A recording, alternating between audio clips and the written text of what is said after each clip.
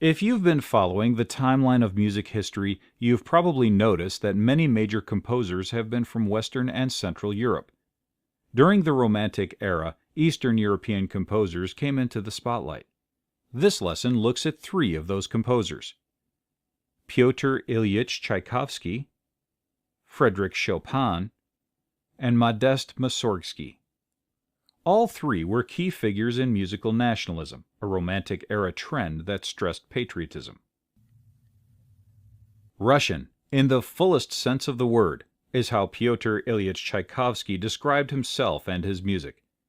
At the time, musicians were on the lowest level of Russian social hierarchy. Born in 1840, Tchaikovsky's parents pushed for him to become a civil servant, but music won the day. Tchaikovsky's first successes were with opera composition, the most famous of which is Eugene Onegin. Wealthy Russian widow Nadezhda von Meck liked Tchaikovsky's music and decided to provide him with ongoing financial support that came with a rather strange condition, that the two never meet in person. Although they never spoke face to face, she became Tchaikovsky's important friend and confidant, exchanging over 1,200 letters with him during their 13-year collaboration. Tchaikovsky was homosexual and was in danger of being ostracized or even imprisoned if his sexuality became public knowledge.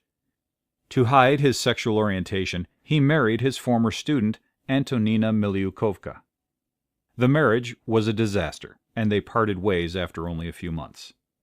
Tchaikovsky is best remembered for his rich ballet music, including Swan Lake, Sleeping Beauty, and most famously of all, The Nutcracker.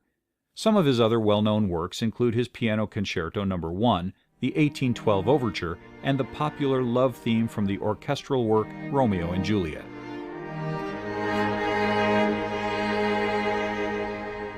Tchaikovsky was prone to severe depression, which may have played a role in his death in 1893. Although the official report said that he died of cholera, the evidence suggests that he took his own life. Born in 1810, Chopin was a talented child prodigy from Warsaw, Poland. When he was 21, Chopin moved to Paris. Although his father was French, Chopin never truly embraced his French heritage, thoroughly identifying as a Pole. Many of his compositions reflect his Polish heritage by incorporating Polish folk tune idioms, which can be heard in his polonaises and mazurkas, which are both national dances of Poland.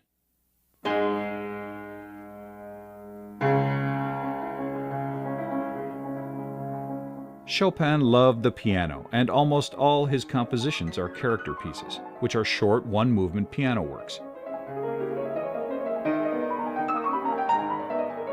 In addition to his nationalistic dances, other character piece styles include stately preludes and marches and dreamy night music called nocturnes.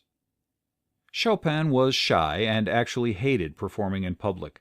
Luckily, his music sold very well, and coupled with income from teaching piano lessons, he was able to earn a good living without having to tour.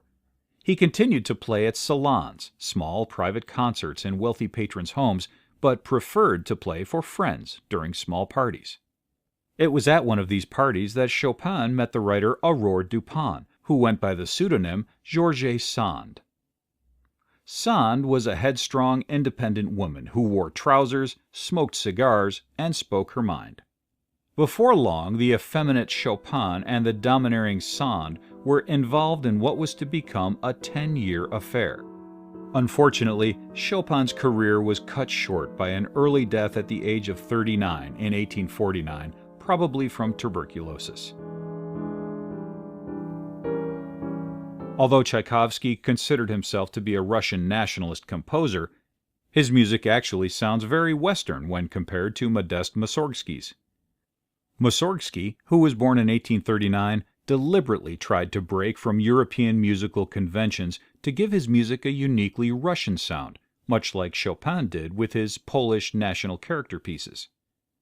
As a young man, Mussorgsky met Mily Balakirev, a prominent member of the Russian musical elite. Before long, Mussorgsky had joined Balakirev's Kuchka, or Mighty Handful, also known as the Russian Five. These 5 composers sought to promote a Russian school of music in accordance with the general Romantic nationalist movement that was sweeping Europe.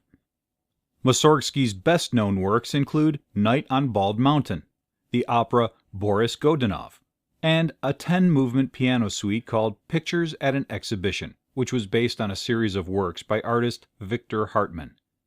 The most famous of these movements is The Great Gate of Kiev, which is most often heard in the orchestral version created by another composer, Maurice Ravel.